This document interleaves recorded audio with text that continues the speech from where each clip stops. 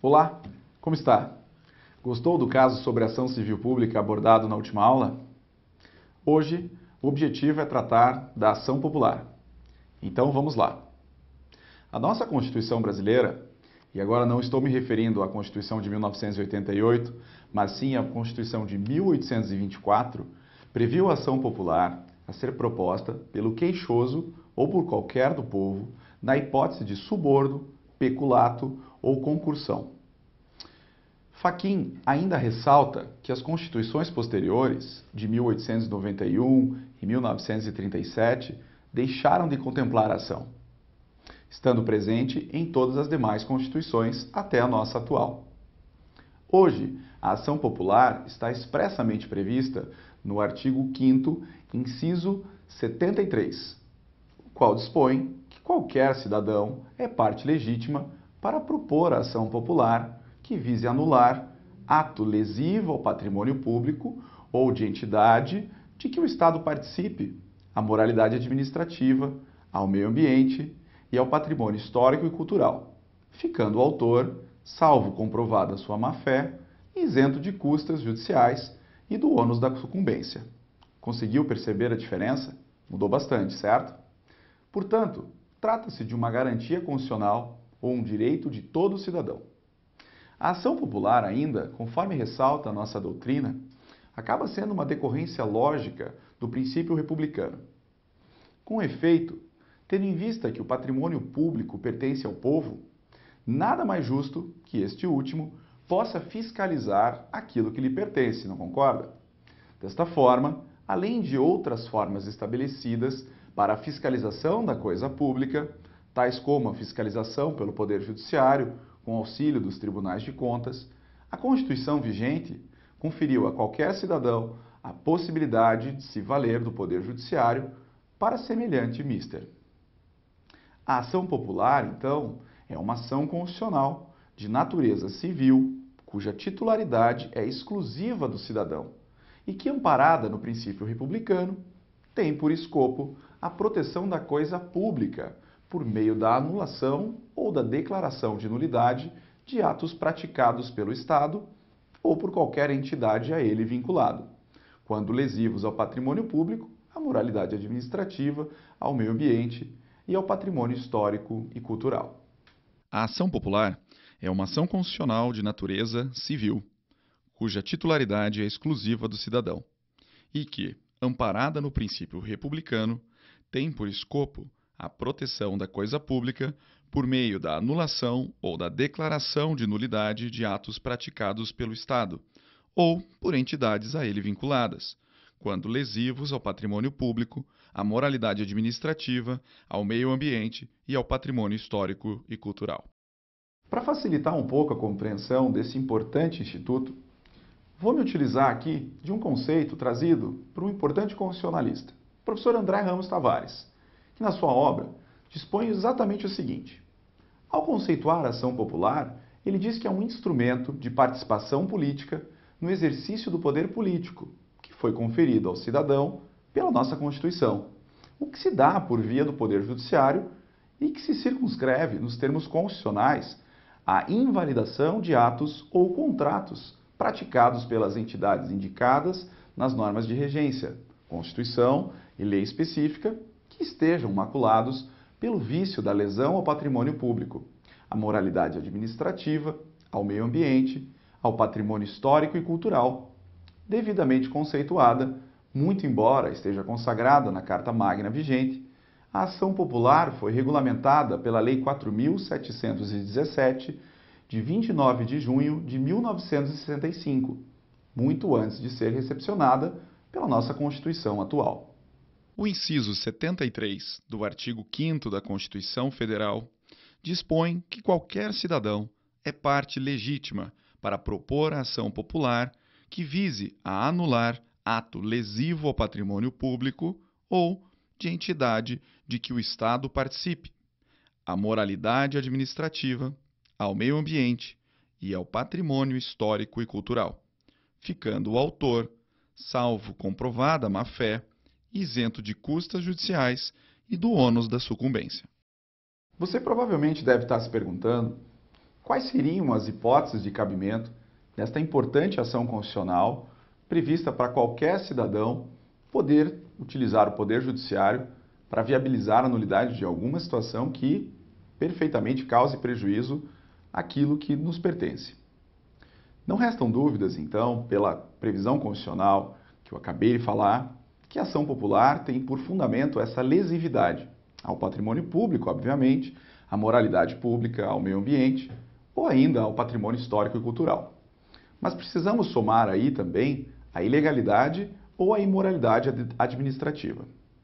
Como determina a própria Constituição Federal de 1988, será possível a propositura dessa ação independentemente da comprovação de ilegalidade, bastando apenas demonstrar que o ato feriu a moralidade administrativa. Vou explicar melhor. A Lei 4.717 de 1965, por mais que seja bastante antiga, trouxe um rol extenso de atos que ela considera lesivos ao patrimônio e que são passíveis de nulidade. Isso você vai poder conferir a partir já do seu artigo 2º. E eu vou ler aqui um pedacinho desse artigo para facilitar um pouco a compreensão do nosso tema.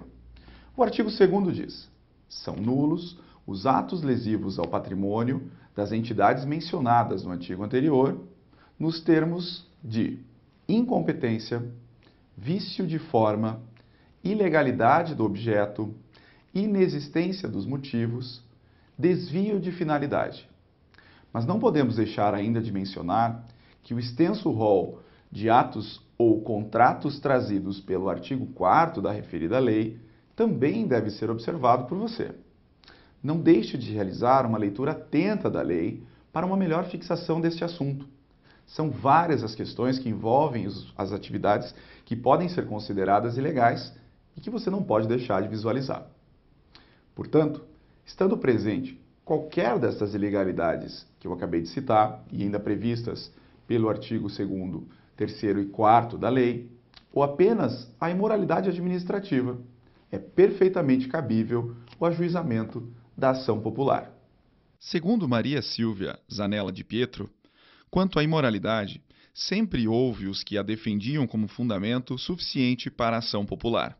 Hoje, a ideia se reforça pela norma do artigo 37, caput, da Constituição, que incluiu a moralidade como um dos princípios que a administração pública está sujeita. Tornar-se-ia letra morta o dispositivo se a prática do ato imoral não gerasse a nulidade do ato da administração. Além disso, o próprio dispositivo concernente à ação popular permite concluir que a imoralidade se constitui em fundamento autônomo para a propositura da ação popular, independentemente de demonstração de ilegalidade, ao permitir que ela tenha por objeto anular ato lesivo à moralidade administrativa. Bom, falamos do conceito da ação popular, falamos das hipóteses de cabimento e agora me cabe aqui falar um pouco da legitimação ativa e passiva desta ação. Observe bem, a lei é clara em seu artigo 1º que qualquer cidadão tem legitimidade para propor a ação popular e que a prova da cidadania para ingresso em juízo será feita com título eleitor ou com documento que a ele corresponda. Logo, o sujeito ativo da ação popular deverá ser nacional, nato ou naturalizado, em pleno gozo dos seus direitos políticos, porque senão ele não poderia votar. Desta forma, não poderão ser autores de ação popular, naturalmente, aqueles que estejam com seus direitos políticos suspensos ou perdidos. Algo que nós podemos ver como consequência de uma possível ação de improbidade administrativa. Assim, como também não poderão ser figura no polo ativo, os apátridas são aqueles conhecidos como os sem pátria, sem uma nacionalidade definida. Os estrangeiros, os conscritos, as pessoas jurídicas e os brasileiros que ainda não tenham se alistado como eleitores. É importante destacar que o Ministério Público não tem legitimidade para propor ação popular. Você deve lembrar que essa legitimidade cabe ao Ministério Público na ação civil pública. De acordo com o artigo 9º desta lei, o Ministério Público poderá apenas assumir o polo ativo da ação popular somente se o autor desistir da demanda. O artigo 9º dispõe que, se o autor desistir da ação ou der motivo à absolvição de instância, serão publicados editais nos prazos e condições previstos no artigo 7º, inciso 2º da lei, ficando assegurado a qualquer cidadão, bem como ao representante do Ministério Público, dentro do prazo de 90 dias da última publicação feita, promover o prosseguimento desta ação. Perceba, a continuidade do processo não cabe exclusivamente ao Ministério Público. Qualquer cidadão, dentro do prazo de 90 dias, poderá dar continuidade. É claro que, na maioria das vezes, se houver essa desistência no curso do processo, acaba sendo uma obrigação, praticamente, do Ministério Público dar continuidade no feito. Especificamente agora, quanto à pessoa jurídica, o Supremo Tribunal Federal, visando dirimir eventuais dúvidas quanto a essa possibilidade, editou a súmula 365, que traz o seguinte teor: pessoa jurídica não tem legitimidade para propor a ação popular. Portanto, uma vez sumulado, não há mais como se questionar ou até mesmo cogitar a possibilidade de uma pessoa jurídica estar ingressando com uma ação popular, porque é evidente que ela não possui legitimidade para tanto. Agora, no que diz respeito à legitimidade passiva, precisamos fazer algumas ponderações. Se todo e qualquer cidadão pode ingressar com ação popular, o artigo 6º da referida lei traz quem poderá responder a essa ação popular. Então, para facilitar um pouquinho, eu vou fazer a leitura desse artigo. O artigo 6º prevê: a ação será proposta contra as pessoas públicas ou privadas e as entidades referidas no artigo 1º, contra as autoridades, funcionários ou administradores que houverem autorizado, aprovado, ratificado ou praticado o ato impugnado, ou que, por omissas, tiverem dado oportunidade à lesão e contra os beneficiários direitos do mesmo. Como se vê, no que se refere à legitimidade passiva, deverá haver um litisconsórcio passivo necessário, no qual estarão incluídos, obrigatoriamente, o poder público, os agentes que determinaram ou celebraram o ato, bem como os eventuais beneficiários do ato lesivo ao patrimônio público. Perceba que há uma corrente de responsabilidade.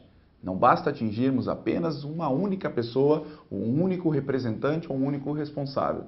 Nós precisamos entender do porquê essa lesão ao patrimônio público aconteceu e, efetivamente, buscar responsabilizar essas pessoas por este dano. O sujeito ativo da ação popular deverá ser o cidadão brasileiro, nato ou naturalizado, em pleno gozo de seus direitos políticos. Desta forma, não poderão ser autores de ação popular, naturalmente, aqueles que estejam com seus direitos políticos suspensos ou perdidos. Bom, por hoje encerramos por aqui. Na próxima aula, veremos, como prometido, um caso prático para que você consiga entender melhor e facilitar a sua compreensão a respeito desta importante ação constitucional que é a ação popular. Então, até a próxima.